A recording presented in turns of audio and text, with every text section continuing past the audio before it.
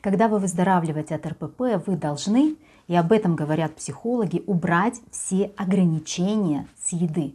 У вас не должно быть запрещенных продуктов, вы должны есть все. И человек с РПП такой, что значит есть все? А если я это не люблю, я должна это есть? А зачем? Или не должна? Или это ограничение? Или я просто не люблю? Должна ли я это убирать? Что же мне делать? Вот это сбивает с толку. Потому что не иметь ограничений, это действительно означает есть все. Сегодня рассказываю.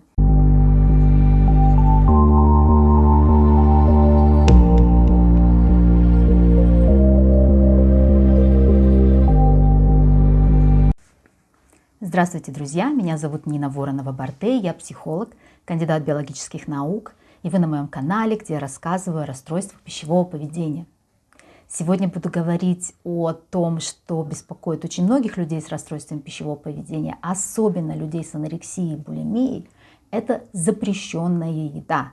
Как снимать эти запреты, как вообще отличать то, что я запрещаю себе, от того, что я не люблю, есть ли все, если есть все, то в каких количествах и так далее, и так далее, и так далее. И много тревоги, и много беспокойства по этому поводу.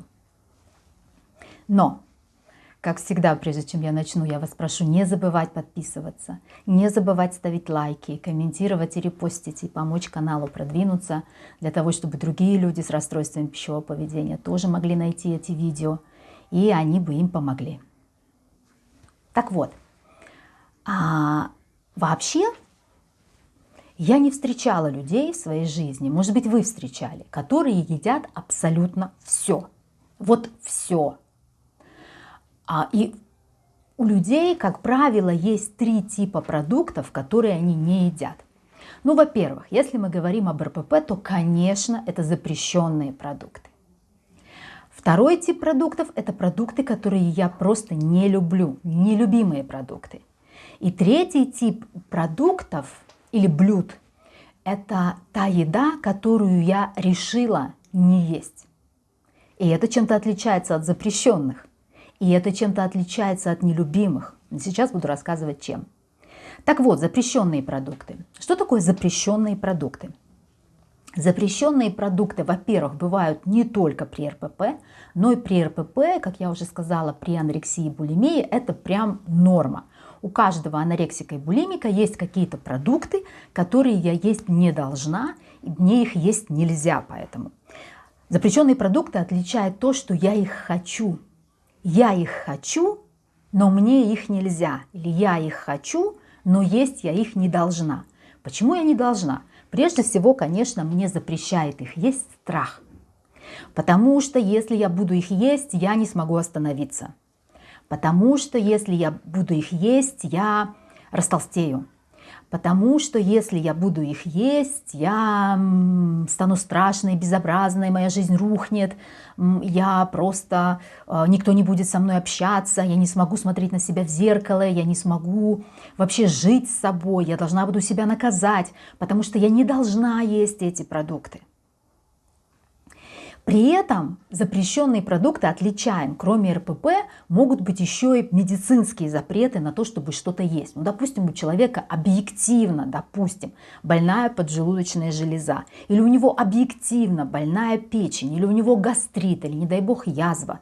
У людей с РПП, которые выздоравливают от РПП, очень часто есть проблемы, например, с отеками. Они многие вещи не могут есть, просто потому что они страшно отекают. Особенно у тех, кто принимал мочегонные много лет. У людей с РПП колоссальная проблема с запорами. Есть люди наоборот, у которых развивается синдром раздраженного кишечника. У кого-то появляется жуткая сыпь на лице. И это может быть не связано напрямую с РПП. Но от этого тоже понятно, что вот это, и вот это, и вот это лучше бы не есть. Потому что сама по себе, например, угри вызывают колоссальные переживания. Ну и понятно почему, да. Это же на лице, это даже не спрячешь. Вот. То есть бывают медицинские запреты и запреты чисто РППшные. Они могут быть связаны или не связаны. Как я сказала, принципиальное отличие. Я это хочу, но не должна. И у меня по этому поводу очень много эмоций. Прямо много. Во-первых, сначала у меня много эмоций, потому что я это хочу. Я стараюсь избегать этой еды, я стараюсь не ходить там, где она есть. Я стараюсь не ходить в магазине мимо этих полок. Или я, наоборот, хожу мимо этих полок, чтобы хотя бы посмотреть на нее. Или я не ем ее сама, но зато готовлю и кормлю других. Очень многие девочки с анорексией любят, например, печь торты. При этом они их сами не едят, естественно, но они их пекут и всех угощают. Вот. То есть я либо изо всех сил избегаю этой еды и мест, где она бывает, или я, наоборот, прям к ней стремлюсь, но есть мне ее все равно нельзя. Если я, не дай бог, не удержалась, тогда я просто в жуткой панике. Это слезы, это ненависть к себе, это какие-то физиологические переживания. Например, там мне кажется, что меня раздувает, меня может буквально раздувать, потому что после долгого ограничения голода или очищения, ну, там действительно половина еды не переваривается нормально. Все время бесконечно какие-то вздутия начинаются. То есть мне плохо, мне как-то вот это все в желудке лежит, оно как-то никуда не девается. И мне так невыносимо, что я проклинаю вообще себя за то, что я это съела, потому что я думаю о том, какие ужасные последствия меня настигнут и какое жуткое наказание я за это понесу. Причем, если это медицинский запрет, то там тоже могут быть переживания. Но если это РППшный запрет, там переживания на 100%. А при медицинском запрете там переживания процентов, ну там по силе, ну на 40%. То есть, если я не должна это есть, но все-таки съела, и я теперь знаю, что у меня испортится кожа, но я как бы так, досадую тоже. Ну вот прям досадую, мне так это неприятно, так обидно. Я могу на себя злиться, но я как бы не умираю в процессе. А анорексик какой-нибудь такой, который съел запрещенную еду, если бы он смог, он бы ее из себя как-нибудь там, я не знаю, вырезал бы. Вот. До такой степени невыносимо чувствовать эту запрещенную еду в себе. Так вот, что еще важно сказать про запрещенную еду? Как правило, для людей с РПП, я уже сказала, что особо отличаются количеством запрещенной еды анорексики, чуть меньше запрещенного у булимиков, еще меньше у людей с компульсивным перееданием. Как правило, это углеводы и жир. Как правило. То есть это может быть хлеб, булки, ясное дело. Это могут быть даже вполне себе такие достойные углеводы, как там овсянка, рис, вполне себе. Ну вот нет, то есть никаких углеводов, углеводы это плохо. Ну и жир, естественно, какой прежде всего? Во-первых, его должно быть мало в принципе. Продукты все должны быть обезжиренные. И если я там где-то лью какого-нибудь там масличка оливкового на что-то, то тоже минимум. Потому что если я вдруг вижу, если я вдруг понимаю, что это было приготовлено на сливочном масле, или, не дай бог, я вижу это масло и могу его почувствовать, то начинается просто паника. Начинается паника, ты только видишь эту еду в тарелке, ты уже понимаешь, что ты не можешь ее есть, ты даже не хочешь ее видеть. Сама теоретическая такая вероятность, что она как-то попадет в тебя, уже вызывает страх, колоссальную тревогу. И даже когда ты видишь, как другие люди это делают, то есть кладут там масло в свое картофельное пюре, тебе уже некомфортно. Тебе даже от этого уже как-то, не могу на это смотреть. Так очень часто бывает. Особенно у булимиков, потому что если анорексики еще как-то понимают, что они себя проконтролируют, поэтому они могут печь торты. Они понимают, что они они могут это не есть, то булимики понимают, что они не могут. И когда они видят эту еду, у них начинается паника, потому что для них это все, я сейчас сорвусь, все меня унесет, и я вынырну из этого кошмара. Хорошо, если вынырну через неделю, а может не вынырну никогда. Колоссальные эмоции по этому поводу.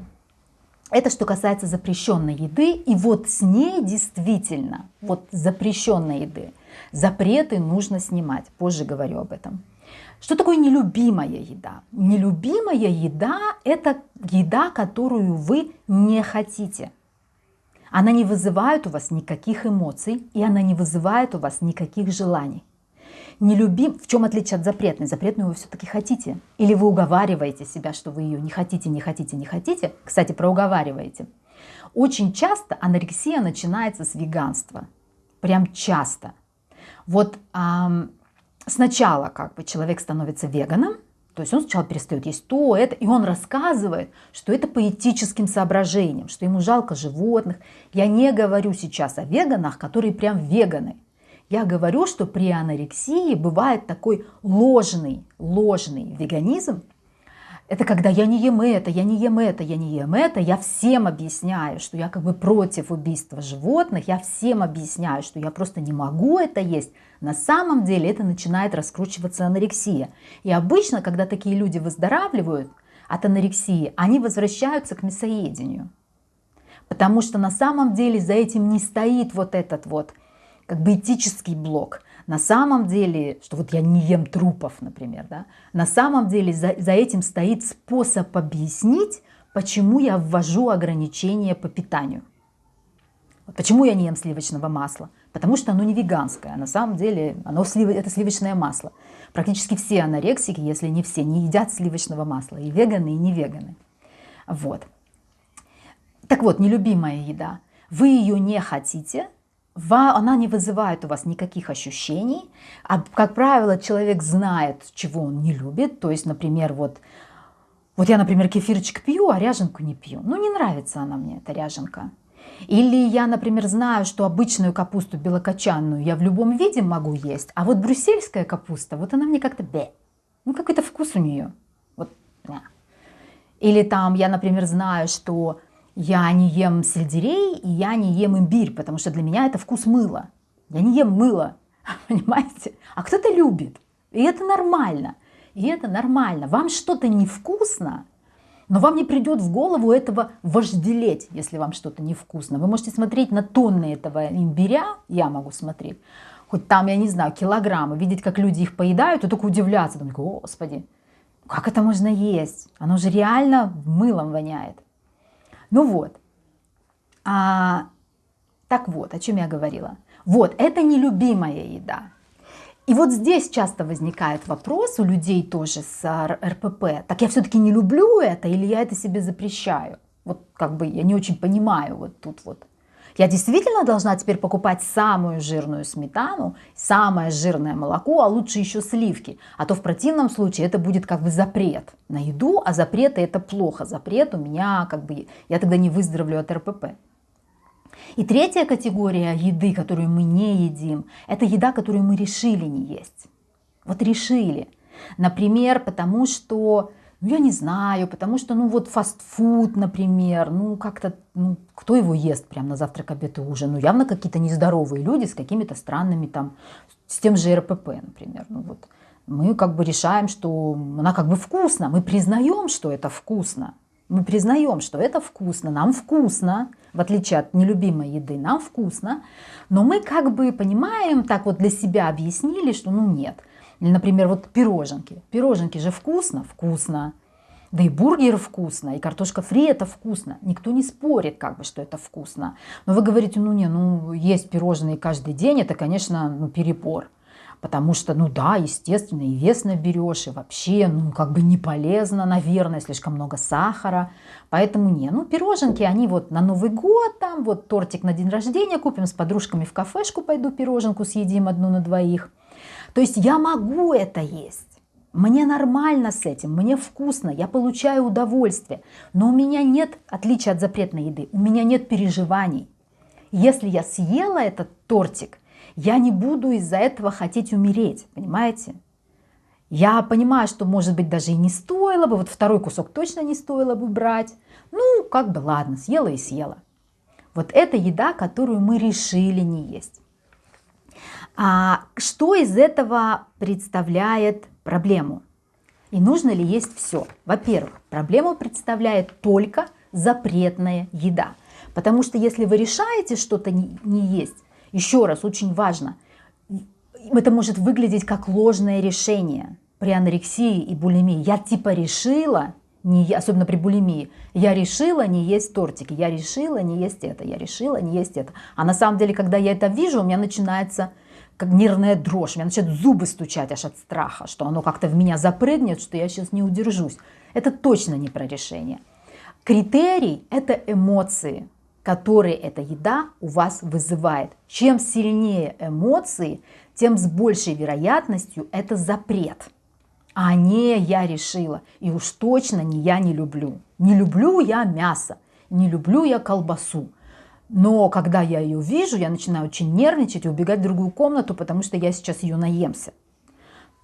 Самообман чистейшей воды. То есть проблему представляет только запретная еда. И действительно нужно снимать эти ограничения, нужно снимать эти запреты. У анорексиков запрет на еду выглядит так, что я вообще не могу, просто даже вот вообще не могу это есть. Если передо мной поставят тарелку и скажут «ешь давай», у меня начнется паническая атака. Вот это так может выглядеть, вот этот запрет. Просто паническая атака. Человек может начать рыдать, у него может начаться истерика. Или он все-таки съел, он потом будет рыдать, у него будет истерика и паническая атака. Потому что, как я уже сказала, сам факт попадания этой еды внутрь вызывает дикий ужас. Что делать в такой ситуации? Конечно, запреты нужно преодолевать. И здесь все правильно говорят книжки и психологи. Запрещенной еды быть не должно. При этом вы можете по мере выздоровления от РПП, вы можете перемещать эту еду в раздел «Еда, которую я решила не есть», потому что она не полезная. Или, например, я истинный веган, и я решаю это не есть. Я признаю, что это вкусно, я могу это съесть. Если я буду на необитаемом острове голодать, и все, что там будет, это 32 бургера, я, конечно, буду их есть. Вот, хотя предпочел бы там кокосы. Но и не буду из-за этого хотеть себя там изрезать, допустим. То есть вы можете переводить эту еду запретную в раздел «Еда, которую я не ем», если вы не хотите это есть. Но с запретом нужно разбираться, потому что запрет – это часть РПП. Это говорит о том, что еда для вас не просто еда. Потому что я не должна это есть, потому что. И там дальше идет длинная цепочка, потому что я стану жирной, отвратительной, мерзкой, безобразной, у меня будут срывы, меня никто не будет любить, и вообще лучше я умру. Так вот, вот эта вещь, когда у вас может случиться паническая атака от того, что вы видите еду на тарелке, это фобия. Это как бы такой, ну точнее, это не фобия, это такой вариант страха фобического. То есть вот вы прям вот реально боитесь, у вас прям гормоны вырабатываются, у вас адреналин в кровь поступает, вам очень страшно.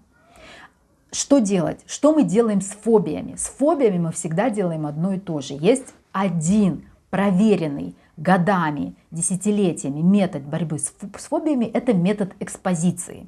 Что такое метод экспозиции, я уже говорила там в каких-то своих видео раньше, когда рассказывала о том, как люди, например, преодолевают страх высоты. Это когда вы боитесь там, на 10-й этаж, вы не едете на 10-й этаж. Вы сначала едете на 1-й, потом вы едете на 2-й, потом на 3-й. Когда вам на 3-й уже не страшно, вы едете на 4-й и так далее. С едой мы делаем точно так же.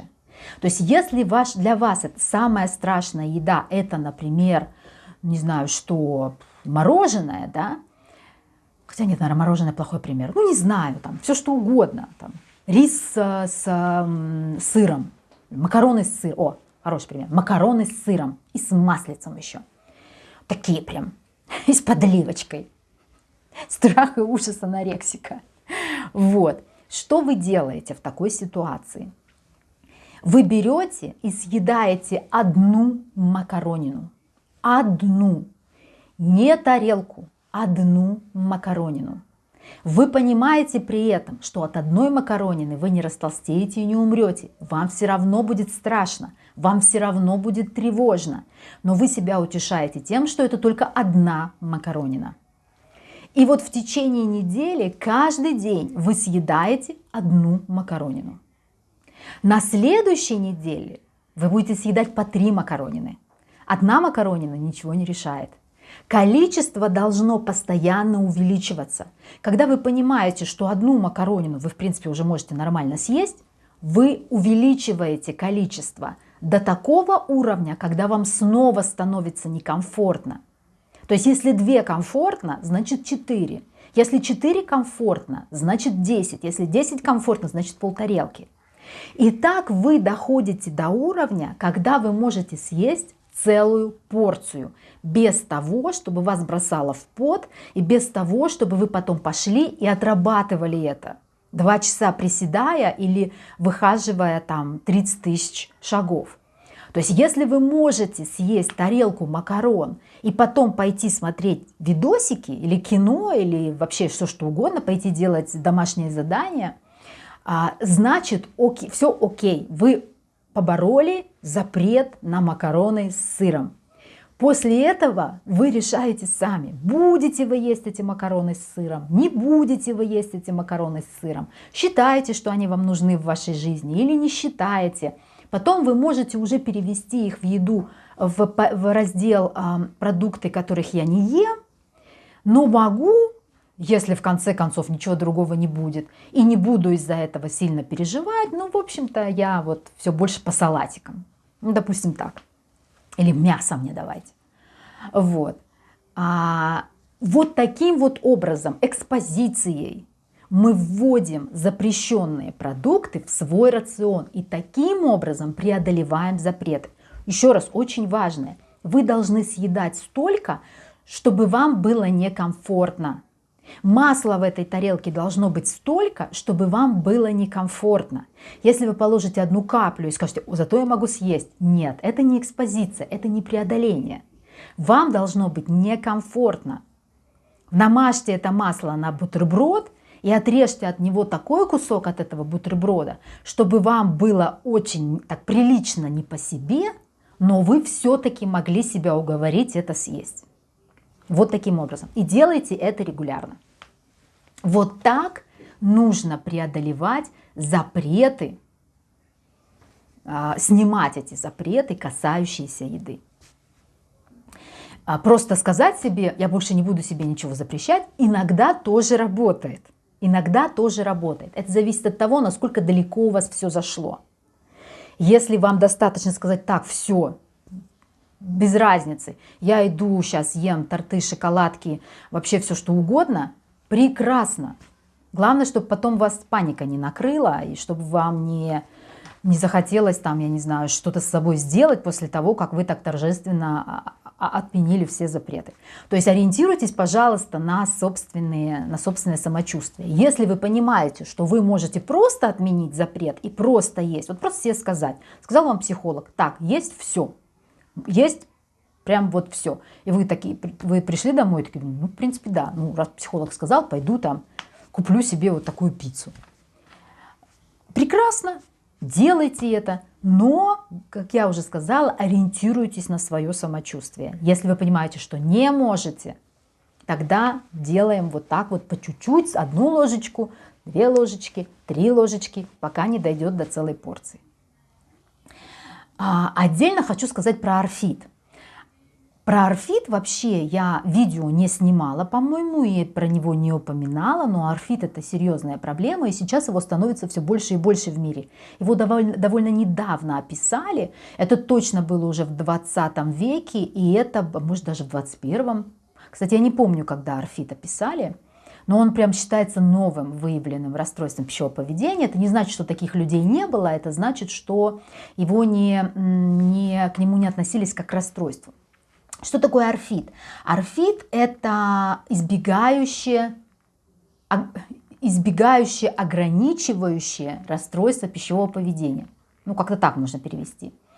Как он проявляется, орфит? Во-первых, орфит, как манифестирует, как проявляются расстройства пищевого поведения? Позже всего, нет, неправильно сказала. Булимия, как правило, когда она не является очистительной анорексией, булимия, как правило, появляется где-то в районе 20, а иногда даже ближе к 30. Компульсивное переедание бывает двух типов. Оно может в подростковом возрасте начаться, и даже раньше, там лет с 8-9, а может начаться после 30 уже, довольно поздно. То есть у него как бы есть два варианта. Анорексия, как правило, начинается там где-то с 12 до 17, даже до 16, вот в этот промежуток. А орфит, вот это избегающее ограничительное расстройство пищевого поведения, появляется очень-очень рано. Там почти с младенческого возраста. Как выглядит орфит? Орфит – это когда ребенок имеет очень-очень ограниченный набор продуктов, которые он ест. Например, он ест только каши, только гречневую и овсяную. Все. Или он ест только булки. Или он ест только макароны. И вот такие макароны. И все. Второй момент – это когда ребенок в принципе не очень любит есть. Ну, то есть ему не скажешь, не посадишь, не заставишь есть, он и не будет. Он не хочет. У него как-то аппетита особо нет, и вообще ему как-то ему все без разницы. Третий момент – это такие дети вообще не пробуют ничего нового. Ему говорят: вот смотри, вкусненько, вот смотри, мы мороженку купили. Они не хотят. Нет, ну дай ему его макароны, и все. Не хочет он тут пробовать эту мороженку, там какие-то ему ягоды суют, оно как-то выглядит все противно. Ему это прям, вот он даже если его уговорить попробовать, он попробует, его вырвать может. Настолько ему мерзко и противно это все. И еще один момент. Эти дети боятся, что с ними что-то произойдет. Если они будут есть вот эти вот продукты непривычные для них, они либо подавятся, либо они где-то у них застрянут, либо еще что-то произойдет, вот они задохнутся, вот что-то такое, захлебнутся там этим супом. То есть им еще и вот страшно что-то такое, что с ними что-то такое прям произойдет. Это может быть все вместе или там парочка вот таких вот симптомокомплексов или даже что-то одно. То есть, например, ребенок может есть много булок, пробовать с удовольствием новые булки, не бояться, что с ним что-то случится от супа, но при этом он все равно ест только булки. Все остальное его заставить невозможно. Это орфит. Такие дети обычно очень худенькие, и они отстают в росте, им не хватает питательных веществ. На самом деле они отстают в росте, в развитии, родители ими занимаются, их водят по врачам, пытаются что-то с этим сделать. Потому что, ненормально же, что ребенок так питается. Это же ненормально. И все говорят, что ненормально. И в садике он есть не может, он ничего не ест там в этом садике. Ну и так далее. Чаще мальчики, кстати, болеют орфидом. Хотя девочки тоже. Орфид, почему появляется орфид, никто не знает. Есть теории, что это либо связано с такими слабо выраженными аутическими чертами, потому что дети с аутизмом, как правило, имеют такой набор ограничений по еде, и они не любят пробовать что-то новое. То есть это может быть связано с аутизмом, который вроде как не диагностируют, потому что он очень слабый, но вот такое проявление есть. Это может связано быть с высокой тревожностью, особенно если действительно был случай, когда ребенок поперхнулся чем-то или подавился, или еще что-то такое. Вот у таких детей еще часто дополнительно развивается обсессивно-компульсивное расстройство или генерализованное тревожное расстройство. Это может быть связано с тревогой высокой. А еще есть мнение, что это может быть в принципе связано с каким-то нарушением или какой-то особенностью функционирования той части мозга, которая отвечает за появление аппетита. То есть у них либо очень специфический аппетит, либо его вообще не очень-то он проявляется. Зачем я это говорю здесь? Говорю я это здесь за тем, что иногда тяжело отличить анорексию от орфид. Это очень рано появилась анорексия, или это орфид? Как правило, критерием отличия от анорексии от орфида является то, что орфид, как я сказала, проявляется очень-очень рано.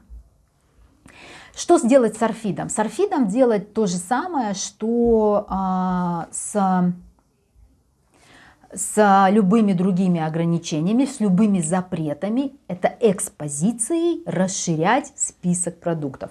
Другой вопрос, что часто люди озадачиваются этим, когда уже вырастают.